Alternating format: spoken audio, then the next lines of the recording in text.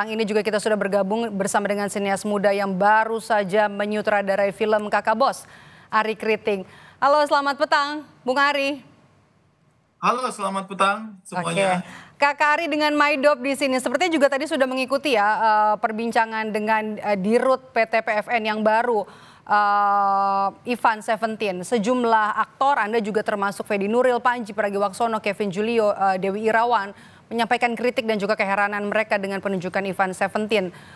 Kalau Anda melihatnya seperti apa? Kalau saya mendukung ya. Ya, kalau saya sebenarnya ya. Sebenarnya sih untuk saya pribadi sebenarnya mungkin boleh kita memberi kesempatan. Tapi untuk saya sih lebih kepada kayak di era sekarang ini tuh kemampuan kita untuk menakar kemampuan kapabilitas kita itu menurut saya penting juga. Bukan hanya sekedar semua apa yang dihadapi kita mau hadapi dengan semangat. Saya rasa itu dua hal yang berbeda gitu. Ibarat kata kalau misalnya saya ditawari jadi vokalisnya Seventeen kan mungkin saja gitu. Tapi dari saya pribadi apakah saya terima tawaran itu gitu.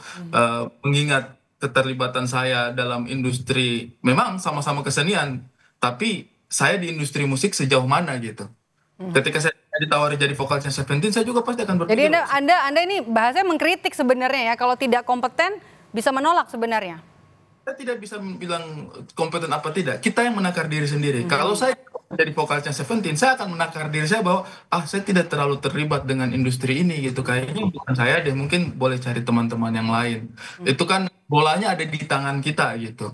Takarannya ada di tangan kita. Nah, saya itu tidak bisa mengintervensi dan juga nyebrang ke wilayah itu karena yang bisa menakar dirinya sendiri adalah Bang Ivan sendiri gitu. Seberapa optimis dan seberapa dia merasa mampu membawa PFN ini ke tahap selanjutnya, yaitu beliau sendiri. Nah, di saat juga kita harus melihat bahwa PFN ini sebenarnya memang adalah sebuah perusahaan milik negara gitu, yang kerja di sektor film. Kalau misalnya tadi Bang Ivan bilang bahwa dia berharap bisa membawa PFN ini menjadi hub.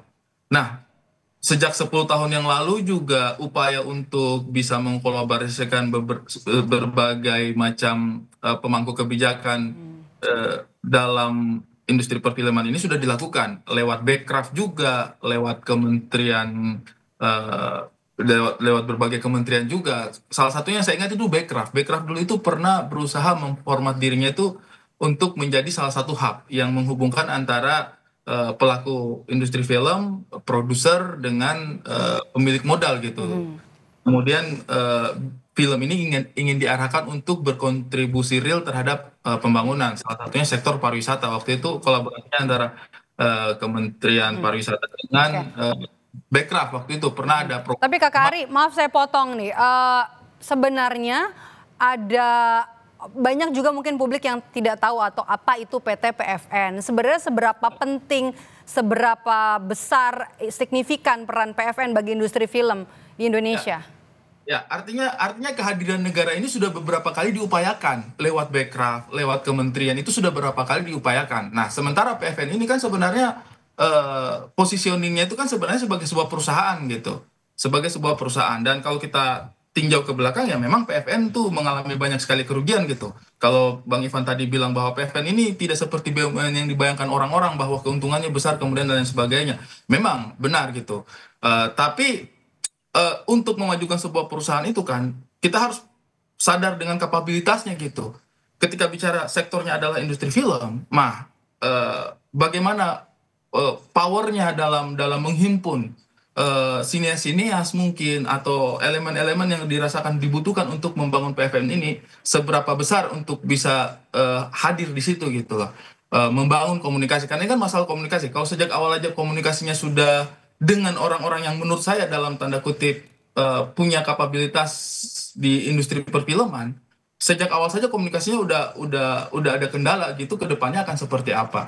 Kalau misalnya disebutkan tadi di jajaran direksi dan komisaris juga ada yang dari industri perfilman, menurut saya sih memang ada representasi itu. Tapi bagi saya posisi direktur utama itu menurutku ya itu memang bayanganku adalah orang yang punya kapabilitas dalam Jadi menurut Kakak Ari ini jadi pemilihan Ivan Seventeen ini karena apa? Kemampuan atau kemudian kedekatan atau balas jasa?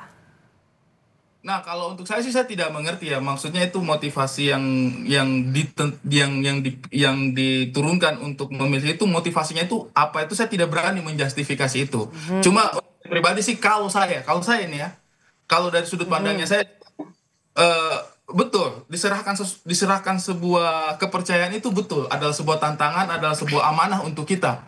Tapi lebih daripada itu menyadari kapabilitas kita itu adalah sesuatu yang beda lagi gitu loh. Ada bolanya itu ada di tangan kita juga gitu loh.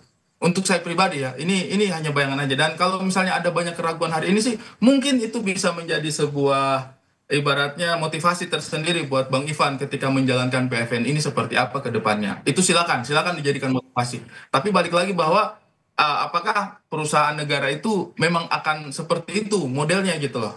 Diserahkan kepada orang-orang yang secara track record. Kan kalau kita bicara kapabilitas itu kan harus ada track recordnya, harus ada visi jangka panjangnya seperti apa yang membuat bagaimanapun juga BUMN itu kan pada akhirnya akan dibiayai oleh negara juga gitu loh. Perusahaan yang merugi tapi kan gaji dirutnya pasti akan jalan terus gitu ya. Nggak tahu ada hubungannya apa enggak gitu. Kan uang negara, uang rakyat juga yang akhirnya akan masuk untuk memodali, untuk memperbaiki itu. Nggak mungkin dong diperbaiki hanya dengan gagasan-gagasan. Pasti ada apa namanya ya, upaya-upaya konkret untuk bagaimana memperbaiki fasilitasnya, untuk membayar gaji karyawannya. Pasti ada gitu. Dan itu lagi-lagi uang negara yang masuk ke situ. Uang negara ini mau diserahkan kepada siapa nih? Kira-kira apa? Kira-kira visi jangka panjang apa? Kapabilitasnya apa? Nah itu yang menurut saya. Oke, jadi Anda melihat ini merasa penting ya sebuah instansi institusi ini dipimpin oleh orang yang tepat dan juga kredibel, punya kapasitas untuk nanti bisa memimpin, terutama lembaga yang memang punya sederet masalah yang harus diselesaikan. Terima kasih sudah bergabung bersama kami, sinias muda Ari Kriting di Kompas Petang hari ini. Sehat selalu Kakak Ari. Terima kasih banyak.